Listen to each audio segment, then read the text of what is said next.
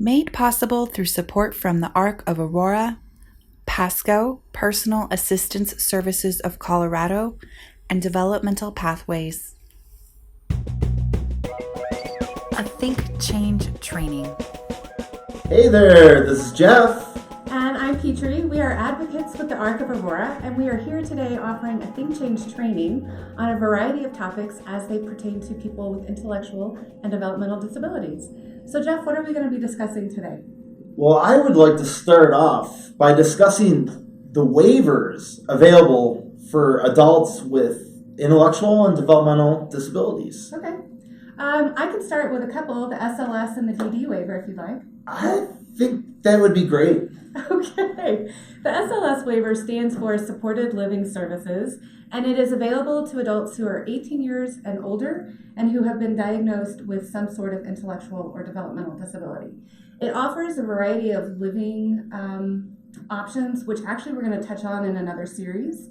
But in terms of services that the SLS waiver offers, some of them can be behavioral services, homemaker services, mentorship, personal care services, supported employment.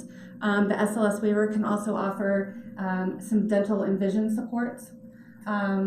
So there's just a variety of things in there. What's nice about the SLS waiver is it just allows options for still some independent living within the community. Okay, so you said you have to be at least 18? Correct. Is there an age limit? I mean, what if I'm 80? Then you certainly possibly could still qualify for the SLS waiver. It's kind of 18 and beyond as an adult, as long as you have a verified disability. Okay. Well, what was the other waiver you were going to talk about? The other one is called the DD waiver, which stands for Developmental Disabilities. But some people also refer to this waiver as the comp waiver. Ah, that's what I know it as. Yeah. So sometimes it can be a little confusing. But DD waiver, comp waiver, one and the same. So again, it is offered to people who are 18 years and older, so it's an adult waiver. Someone with an identified intellectual or developmental disability. This one, though, is a little bit different. This one is for people who require 24-hour-a-day, 7-day-a-week services and supports. So it's a little bit more intensive and comprehensive. Offers a lot of home options as well, which again we're going to discuss later. But this one offers a lot of supports and services. Some venture a little bit from the SLS waiver and are a bit different. Some kind of mirror those services. But again, behavioral services, rehabilitation services, supported community connections. There's pre-vocational help. The DD waiver also offers funding for specialized medical equipment, which is kind of nice.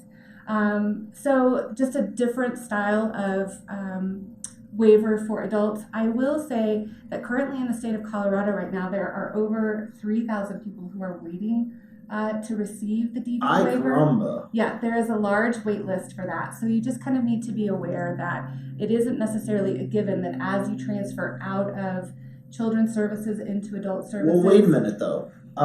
So there's a waiting list, but could you maybe do the SLS waiver while you're waiting? Absolutely. Yep. The SLS waiver can kind of get you through until either they open up a bundle of DD waivers, which they do from time to time, or your name just kind of comes up on the wait list. God, I've heard you can wait up to 5 to 10 years. It can be an extensive wait.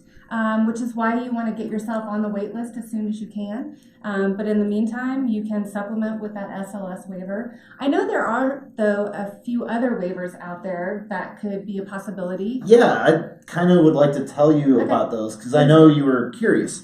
The first waiver I'd like to talk about is called the EBD waiver. And what does EBD stand for? It stands for elderly, blind, or disabled. This waiver is for long-term supports so that people can remain in the community. The services that are offered through this waiver can be day program, like you mentioned before, homemaker, mentorship, medication reminders, non-medical transportation, mentorship, personal care. And with this waiver, you also would qualify to live in an alternative care facility, which I'm going to touch on a little bit later on, maybe in another talk. To get onto this waiver, though, the contact point would be a single entry point agency.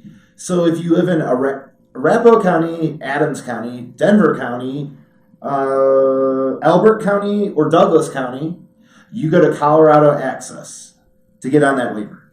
Now, enough about the EBD waiver. I would like to talk about the mental health waiver.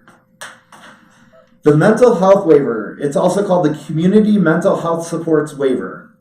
This is also for people that require long-term support, people that are experiencing severe mental health problems or need assistance with activities in daily living. Like, what's an example of that, Jeff? Well, it has to be someone that's diagnosed with an actual mental disorder or a severe behavioral or emotional disorder. Okay. You got to be 18 or over, just like the other waivers you talked about.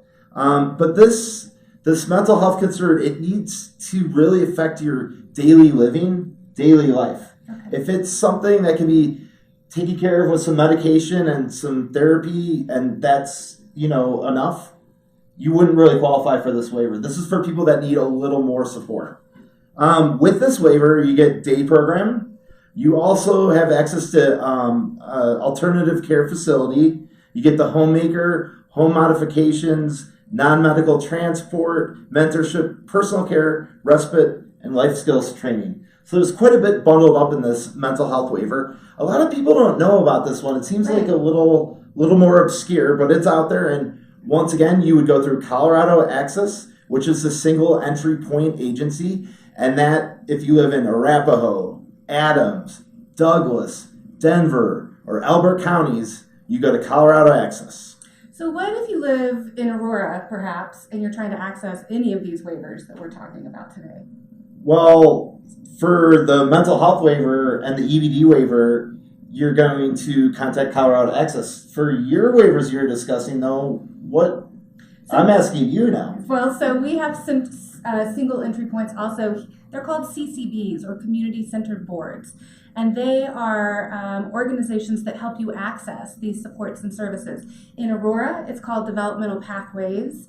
There's also one that kind of services mostly Denver called Rocky Mountain Human Services. Okay. And through these organizations, they offer case managers who then will help you access these supports and services. Great. Yeah, kind of help you manage all of that. Because it can be a little daunting. Yeah, I'm sure. Yeah. Well, I feel like I learned a little bit about the waivers. That's all I got right now. Okay. Well, thank you so much for joining us today. Stay tuned for more THINK+change trainings coming soon.